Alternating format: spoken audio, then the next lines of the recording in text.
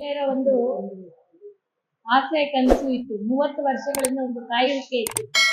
ಮಹಿಳೆಯರಿಗೆ 33% ರಿಸರ್ವೇಶನ್ ಬರುತ್ತೆ.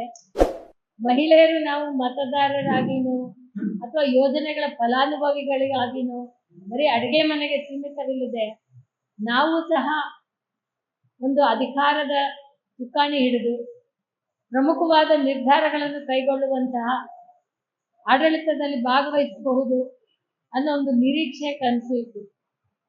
ಈ 33% ರಿಸರ್ವೇಶನ್ ಬಿಲ್ಲು 1996ರಲ್ಲಿನೂ ಒಂದು ಸಲ ಅನುಮೋದನೆಗೆ ಬಂತು. ಆವಾಗ ಸಪೋರ್ಟ್ ಸಿಗದೆ ಡಿಸಾಲ್ವ್ ಆಗಿದ್ದರಿಂದ ಲೋಕಸಭೆ ಆವಾಗ ಸಿಗಲಿಲ್ಲ. ಮತ್ತು 2 ಬಾರಿ ಅದು ಮಂಡಿಸಿದ್ರು, ಅಂಗೀಕಾರ ಆಗಲಿಲ್ಲ. 2010ರಲ್ಲಿ ರಾಜ್ಯಸಭೆಯಲ್ಲಿ ಅಂಗೀಕಾರ ಆಯಿತು, ಅದು ಆದರೆ ಲೋಕಸಭೆಯಲ್ಲಿ ಅಂಗೀಕಾರ ಆಗಲಿಲ್ಲ. ಆವಾಗ ಆಗಿನ ಕೇಂದ್ರ ಸರ್ಕಾರಕ್ಕೆ ಇಚ್ಛೆ ಇರಲಿಲ್ವ ಏನೋ ಗೊತ್ತಿಲ್ಲ. ಆದರೆ ಈಗ ಸನ್ಮಾನ್ಯ ನರೇಂದ್ರ ಮೋದಿಜಿಯವರು 23ರಲ್ಲಿ ಅಂಗೀಕಾರ ಮಾಡಿದ್ರು. ಇವಾಗ ಅದನ್ನು ಮಸೂದೆಯನ್ನು ಮಂಡಿಸಿ ಅಂಗೀಕಾರ ಮಾಡಿ ಕಾನೂನಾಗಿ ಮಾರ್ಪಾಡು ಮಾಡಬೇಕು ಅನ್ನೋ ಅಂತ ಸಂದರ್ಭದಲ್ಲಿ ನೆನೆ ತಾವೆಲ್ಲರೂ ನೋಡಿದ್ದೀರಾ, ಲೋಕಸಭೆಯಲ್ಲಿ ವಿರೋಧ ಪಕ್ಷಗಳು ವಿರೋಧ ಮಾಡಿ ಆ ಮಸೂದೆ ಜಾರಿಗೊಳ್ಳದಂತೆ ಮಾಡಿದ್ದಾರೆ. ಇದರಿಂದ ಗೊತ್ತಾಗೋದೇನೆಂದ್ರೆ, ವಿರೋಧ ಪಕ್ಷಗಳು ಯಾರಿಗೂ ಆಗಲಿ, ಇಂಡಿಯಾ ನೇತೃತ್ವದ ಎಲ್ಲ ಪಕ್ಷಗಳಿಗೂ ಮಹಿಳೆಯರಿಗೆ ಶಕ್ತಿ ಕೊಡೋದು, ಮಹಿಳಾ ಶಕ್ತಿ, ಸ್ತ್ರೀ ಶಕ್ತಿ ಜಾಗೃತಿಗೊಳಿಸೋದು ಅವ್ರು ಯಾರಿಗೂ ಬೇಡವಾಗಿದೆ. ಇದರಿಂದ ಗೊತ್ತಾಗತ್ತೆ, ಕಾಂಗ್ರೆಸ್ ಇರ್ಬೋದು, ಅವರ ಮಿತ್ರ ಪಕ್ಷಗಳಿರ್ಬೋದು, ಎಲ್ಲರೂ ಮಹಿಳಾ ವಿರೋಧಿ ಸರ್ಕಾರ ಇದೆ. ಇದನ್ನ ನಾವು ರಾಜ್ಯಾದ್ಯಂತ ಮಹಿಳಾ ಮೋರ್ಚಾದವರು ಖಂಡಿಸ್ತೀವಿ ಮತ್ತು ಆ ಒಂದು ಇಂಡಿಯಾ ಮೈತ್ರಿಕೂಟಕ್ಕೆ ಧಿಕ್ಕಾರವನ್ನು ಹೇಳ್ತೀವಿ.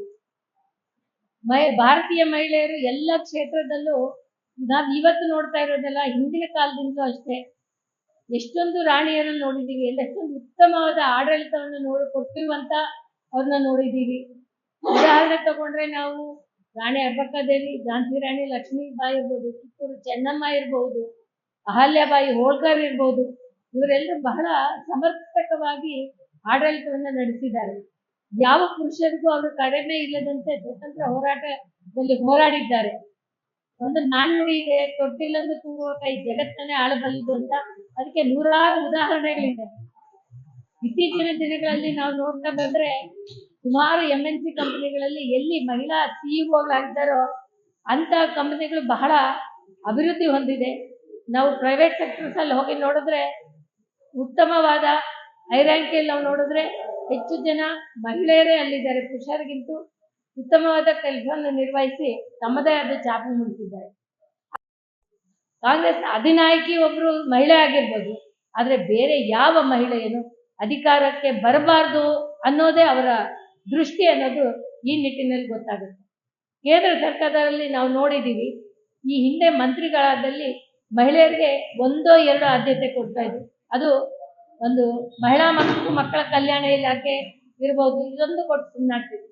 ಅದೇ ಸನ್ಮಾನ್ಯ ನರೇಂದ್ರ ಮೋದಿಜಿಯವರು ತಮ್ಮ ಒಂದು ಮಂತ್ರಿಮಂಡಲದಲ್ಲಿ ಅತಿ ಹೆಚ್ಚು ಮಹಿಳೆಯರಿಗೆ ಸ್ಥಾನ ಕೊಡ್ತಿದ್ದೆ ಅಲ್ಲ, ಅವರು ಒಂದು ಡಿಫೆನ್ಸ್ ಮಿನಿಸ್ಟರ್ ಇರ್ಬೋದು, ಒಂದು ಫಿನಾನ್ಸ್ ಮಿನಿಸ್ಟರ್ ಇರ್ಬೋದು, ಎಕ್ಸ್ಟರ್ನಲ್ ಅಫೇರ್ಸ್ ಮಿನಿಸ್ಟರ್ ಇರ್ಬೋದು, ಈ ಥರ ಒಳ್ಳೆ ಉನ್ನತವಾದಂಥ ಮಂತ್ರಿ ಪದವಿಯನ್ನು ನಮ್ಮ ಮಹಿಳೆಯರು ಕೊಟ್ಟರು.